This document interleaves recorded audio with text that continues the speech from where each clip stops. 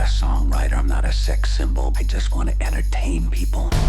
I want to sing, I want to dance, I want to cat. Tell your mama, girl, we can't stay long. We should call ourselves Lightning and Thunder.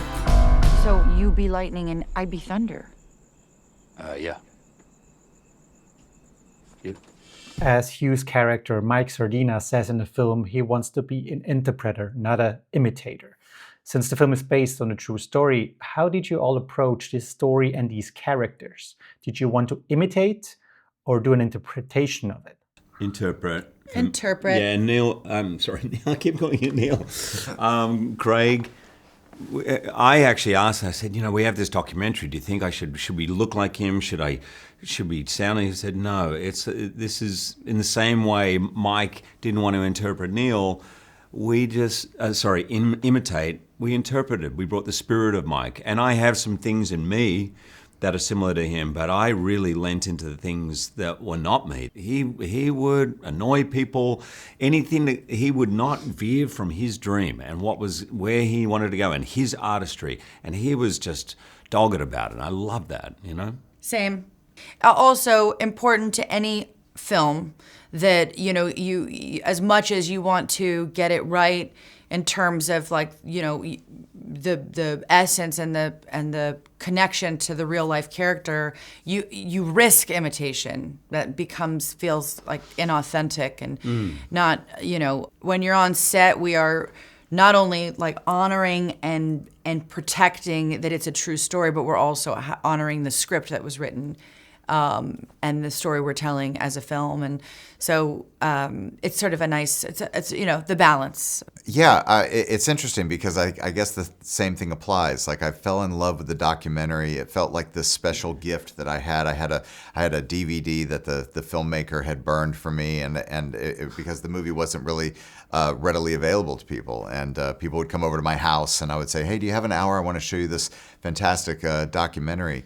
But then there comes a moment where I've got to sit down and say, like, well, why am I so involved and so taken by this documentary? And I found that there were things in my life that I just believed, certain truths in terms of being an artist and feeling alone, wanting so badly to be part of an industry and feeling like an outsider, looking at the people in your life and wanting to be there for them and be a support to them and be strong, but at the same time you're very vulnerable because you also want to be an artist. And what artist really starts off from the jump making any sort of money or having health insurance or any sort of stability, and that's what I felt connected to. And so I wanted to make sure that yes, I told the story hopefully as brilliantly as Greg Coase did with his documentary, but I also wanted to put my experience into it and bring some of that struggle that I had just in my trajectory as a filmmaker into this story. Papa, how you doing? Hugh. I just disappear in the music. You two always know what to do. Every thank you I got belongs to you. You're my August night, my September morning, you're my crackling Rosie. I assume that's one of the first steps in starting to act is to imitate someone else.